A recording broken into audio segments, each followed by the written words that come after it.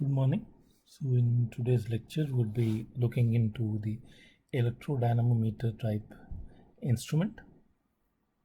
Okay. In the last few lectures, the instruments that we had seen, that is the PMMC and the moving ion instrument, they had this feature that you had a current carrying conductor on one side and a magnetic material which doesn't carry current on another side, and these two had some relative motion, the motion being triggered by current flowing through the conductor. Okay. But in the electrodynamometer type instrument, both the stationary stationary component and the moving component of the instrument carry currents. Okay, and these current carrying coils are made to be air cooled. Okay, so this is a symbol that you use for an air cooled electrodynamometer instrument, and in case of it's an ion cooled, the symbol will change with this part being a little different.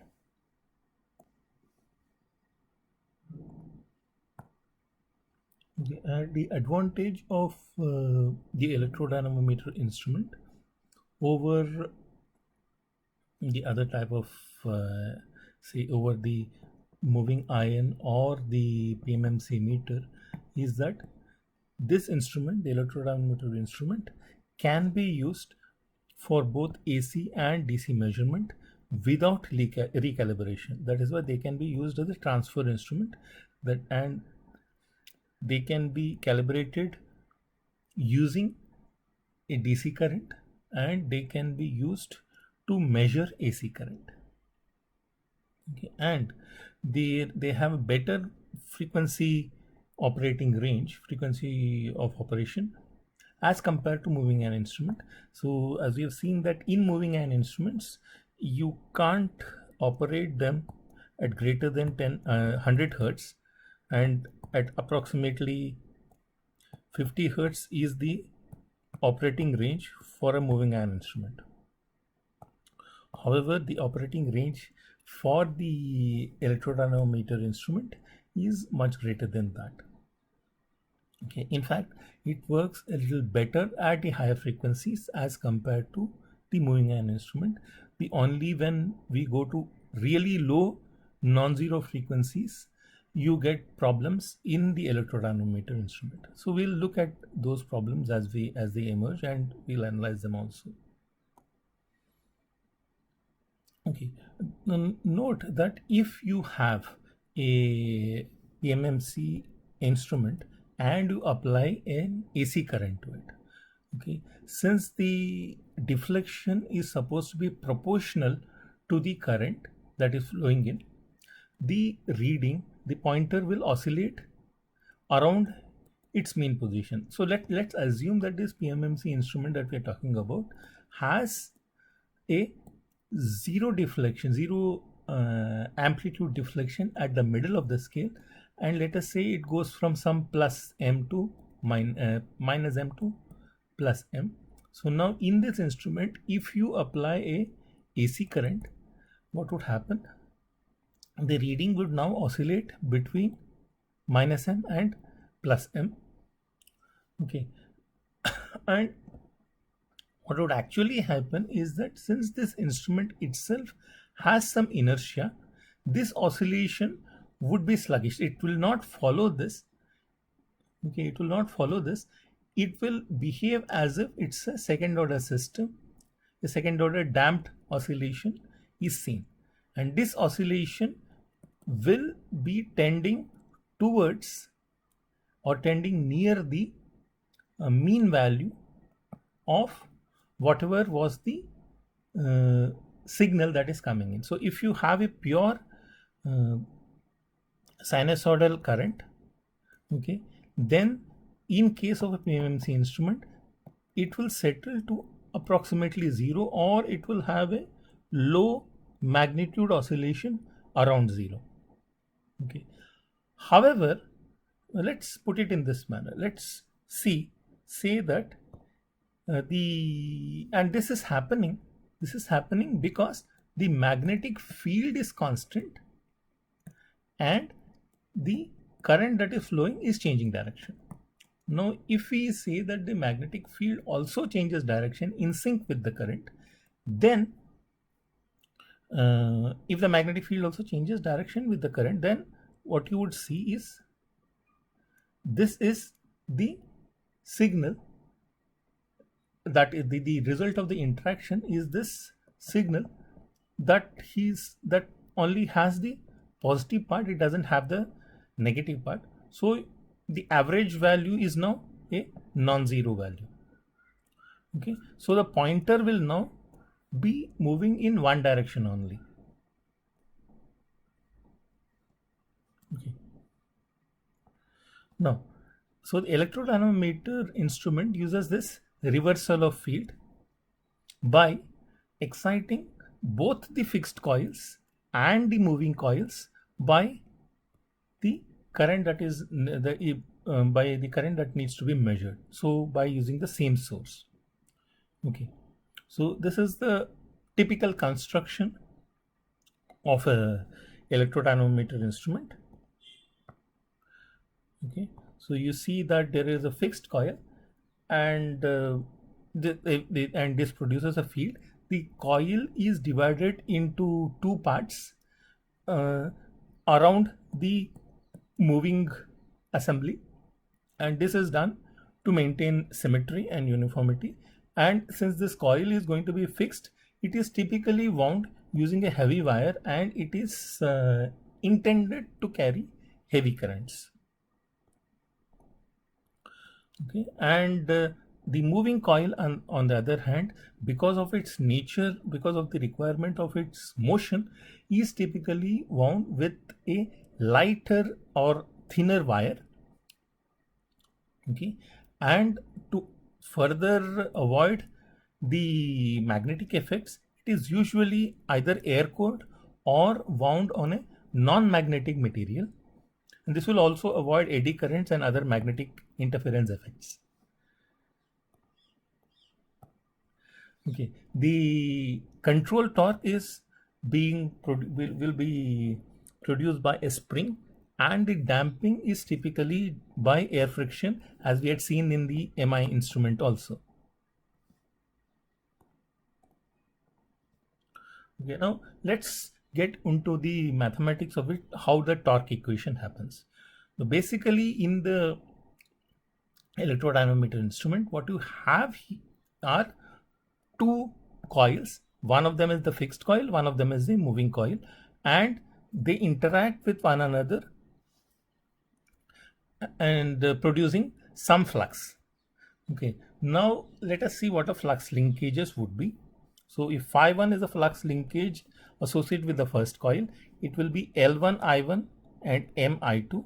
And similarly, phi2 would be M I1 and L2 I2, where I1 and I2 are the currents flowing through the two coils, and L1 and L2 are the self-inductance of the coils, and M is the mutual inductance, as the terminology indicates, obviously. Okay, now the total electrical input that is given into the system is actually I1 E1 dt plus I2 E2 dt, but E is equal to d phi. Okay, so what we would have is that actually d phi by dt. So what you end up with is this equation, that is the total electrical input is I1 d phi 1 plus I2 d phi 2, which translates to this expression. Okay, now in this expression, the component that is being differentiated has L1, the currents I1 and I2, and the mutual inductance M. Okay, L1 and L2 are the self-inductances, and as long as there is no relative motion between the cores and the coils in each of these separate cases, okay, L1 and L2 would be constant. Okay, note that in case of moving an instrument, there was a relative motion between the core and the coil, and that is why you had DL, a component like DL. Okay, however, in case of an electrodynamometer instrument, you don't have any relative motion between the core of the fixed coil and the fixed coil itself, and similarly with the moving coil. However, there is a relative motion between these two coils, which means that the mutual inductance component will change. So you would have a term of DM, though you don't have any term of DL1 or DL2. Okay, let's move ahead. Now, the total energy stored in the magnetic field is given by half of L1 I1 square, L2 I2 square, and M I1 I2.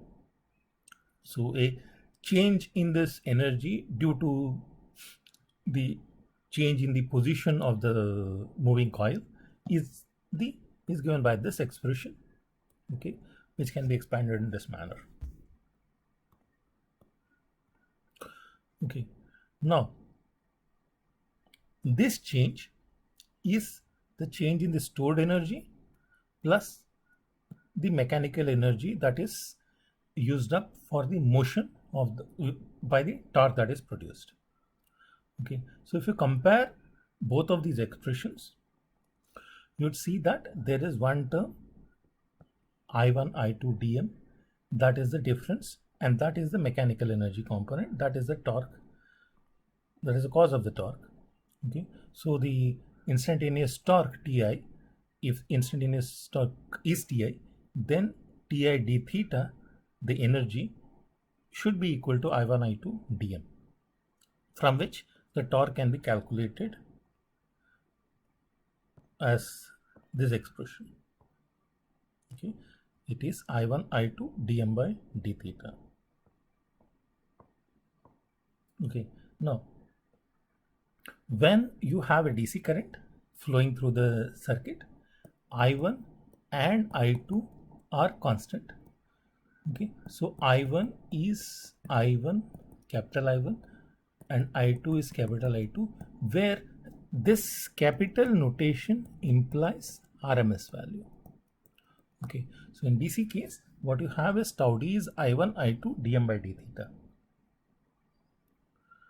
Okay, and at equilibrium, you need the control torque, that is k theta, provided by the spring, to be equal to tau d. So theta would come out to be this expression, which is proportional to the product of the currents flowing in the fixed coil and the current flowing in the moving coil. However, in case of an AC circuit, AC current, due to the inertia of the pointer, the display would settle at the average value, as I had explained earlier in an earlier slide. Now the display pointer, the pointer will go and settle into the average value of whatever was the torque, the mechanical torque.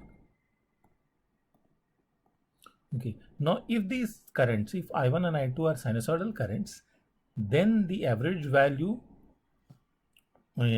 would turn out to be this expression, okay, where Im1 and Im2 are the peak values of the current.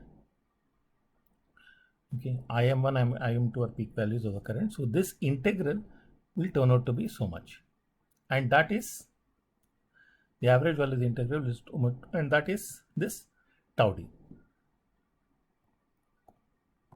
Okay, from which if you assume that capital I1 and I2 are the RMS values, then theta again is proportional to I1 I2. However, this phase difference component gets added up. So cos phi is the phase difference between the current in the first coil and the second coil. Okay, so this phase difference components gets added up.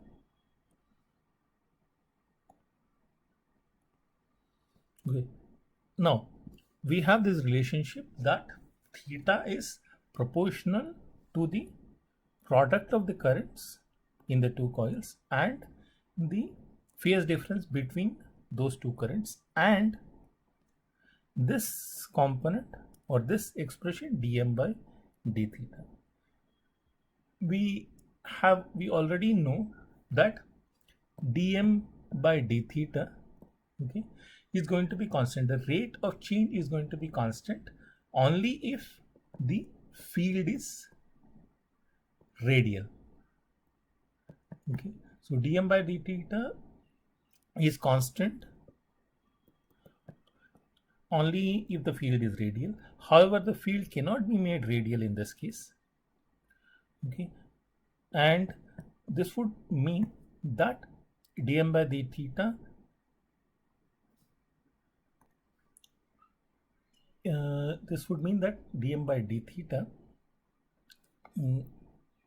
has to be shaped in a manner such that it is almost constant in some range. It cannot be constant over all theta. It can be made constant over a range, and that is achievable.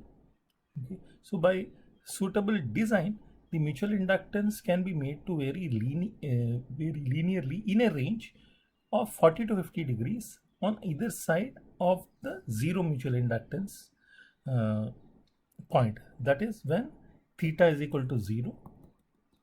Okay, from this point we can have deflection of 40 to 50 degrees on either side, and in this range dm by d theta is approximately a constant. Okay, and this we can see in this case. Okay, so by choosing a scale of theta from 40 to 140 degrees, okay,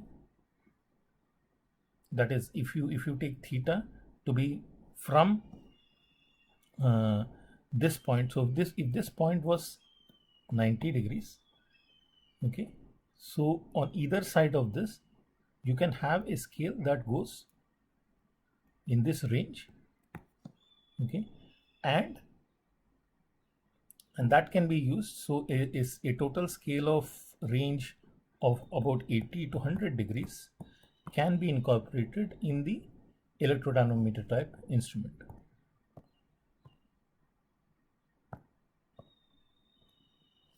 Okay, now let us see how the electrodynamometer instrument can be used as an ammeter or voltmeter. First, let us look at the ammeter application. Okay, if the current value is very low, is low, then the moving coil would be capable enough to carry that current. Note that the fixed coil is rated for higher currents. They can tolerate high currents also, but the moving coil can only tolerate low currents. Okay, so in low current application we can have both the coils, both the fixed and moving coils, to be connected in series, and the deflection theta would be proportional to the square of the current. However, in case of larger currents, the moving coil now has to be connected with a swamping resistance, so that the current is only a smaller fraction of current flows through this, and most of the current flows through the fixed coil. Okay, and you add a non-inductive resistance to the fixed coil so that the L by R ratio in both the branches balance out, and which would mean that the current is the current I1 and I2 that flows through these two branches are in phase with one another. There is no phase difference between them, or else if L by R ratio is different, then there will be a phase difference, and that phi will play a role, will appear in the reading, and that is not being desired in this case. However, if you do manage to get this L by R ratio right, then the reading would be frequency independent. Okay, and again the reading again would be theta is I square by k dm by d theta. Dm by d theta is some constant c, and this I square is appearing because I1 and I2 are in phase. Okay, this is a typical picture of a electrodynamometer ammeter. So these are the moving coils. Sorry, not moving coils. These two are the fixed coils, and this is a connection to the moving coil. So these are two choices of the moving coil, say PC1 and PC2, and this is the ground terminal. Okay, so the coil can be connected from here. So you have two coils that are connected like this, joined at one end and free at one end. Okay, so this is 5, this is 10, and this is the ground terminal.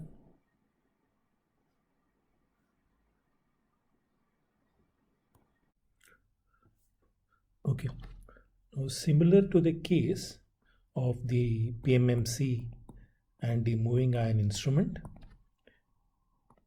the electrodynamometer type instrument can also be used for voltmeters. Now, as for the application as a voltmeter, you need a high impedance circuit. We have a high non-inductive resistance being connected in series with the coil. Now, in the voltmeter configuration, the fixed coils and the moving coils are connected in series and in series with a high non-inductive resistance R. Okay. Now, since both these coils are connected in series, the fixed coil current and the moving coil current are the same. I1 is equal to I2, which is V by Z. And because the inductance of this coil or the impedance of these two coils is now much less compared to R, we can say that the Z is almost the same as R. Okay. So which would mean that I1 and I2 can be said as V by R. Now, using the expression for the deflection torque, tau d would be I1 I2 cos phi dm by d theta.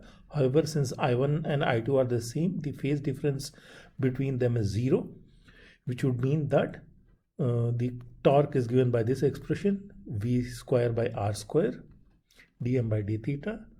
So the deflection theta, even though the exact expression is this one, can be approximated to quite accurately with this V square by R square dm by d theta. Okay, and because we are not using, like if you compare to an moving iron instrument, in a moving iron instrument we had used a separate series resistance and there was a small resistance of the coil itself. In this case, the series resistance is of a much higher inductance, okay, much higher resistance, okay, and it's a non-inductive resistance. So what this would mean is that this expression is much more accurate than in the moving iron case. And however, the problem is that since it is air core, the value of tau d is not going to be, or this proportionality,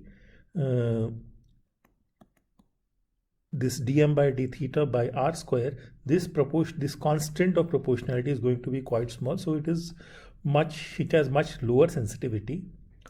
However, in the both cases of the ammeter and the voltmeter configuration, you would have the deflection theta being proportional to the square of the quantity being measured, that is I square or V square. Okay. Now, Let's talk about some errors that can creep in into the electrodynamometer instrument.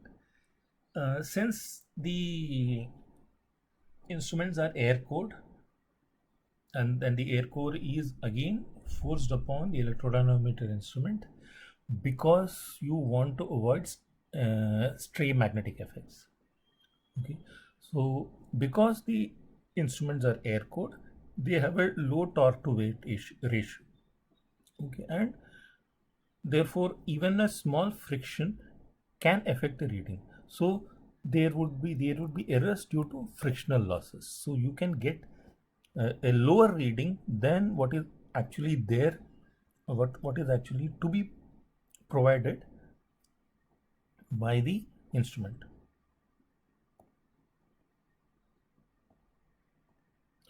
Okay, and what we want is in case of the voltmeter, you have this phase difference phi.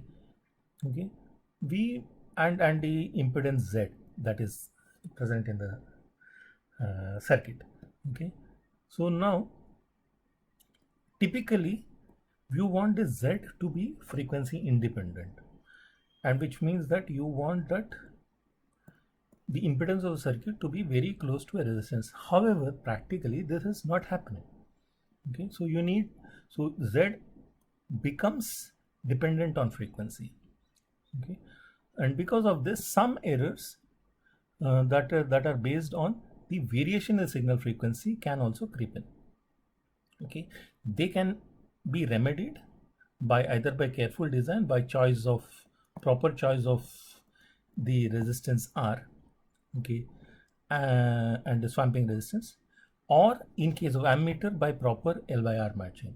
However, this again is all boils down to really careful designing of the instrument. Okay, and fine tuning on the instrument. So this sort of affects the robustness of the instrument also, in the sense that if there is any deterioration in any of the components due to usage, that would directly affect the accuracy of the instrument, because the components are being tuned. So if L by R ratio changes for one of the branches due to usage or due to some other factors, probably temperature, okay, that is going to affect the reading of the instrument. So that is why this sort of very careful tuning is not very good from the robustness. The requirement of a very careful tuning is not very good from the robustness point of view. Okay, the other effect, as we had seen earlier, is again the sensitivity to external magnetic fields. The magnetic field that is produced by the electrodynamometer instrument itself is very weak due to it being air cooled. Okay, and that is why it is really susceptible to stray magnetic fields. However, by proper shielding, you can defend against this stray magnetic effects, and also by using something called as an static system. An static system is actually using two sets of fixed and moving coils instead of one set of fixed and moving coils. Okay, so let us say that you have two coils. You have a moving coil here, okay, which is aligned, which is sort of wound in one direction, and a fixed coil which is wound in a particular direction, and let us say this gives a deflection in this direction. Okay, you have another set where the moving coil and the fixed coil are wound in a direction that is opposite to the direction in the first coil. Okay, since both of these coils are in the opposite direction, the effective direction of deflection is also the same. It is the same as it was in the first case. So it should also be like this. Let me erase this. Okay, it should also come like this.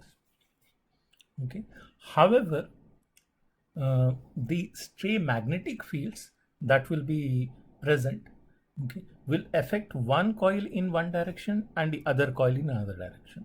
So effectively these would get cancelled out. The effect of the stray magnetic field will get cancelled out, and the deflection due to the source, that is the intended source, the intended current, that will get added up. Okay, so which would mean that this would give a stronger deflection as compared to a electrodynamometer instrument with one coil, and it is also robust and it protects against stray magnetic field, against the effect of stray magnetic fields. However, now as it's obvious, the construction is much more complicated.